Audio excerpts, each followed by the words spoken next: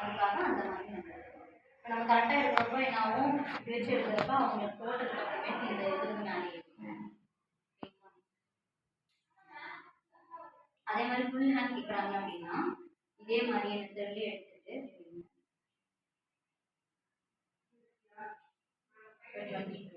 இப்போ இந்த இது எடுத்தீங்க, இந்த ரவுண்ட் எடுத்தீங்க அப்படின்னா இது சின்னதாக தான் இருக்கும், அதாவது 6. ஆனால் நம்ம இந்த இடத்துல தாண்டி தான் இங்கே போகணும். அப்போ வந்து இந்த இடத்துல நமக்கு ஸ்பேஸ் வேணும்.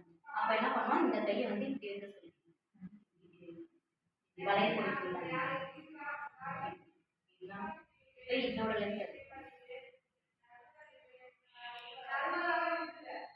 இதோட லென்த் வந்து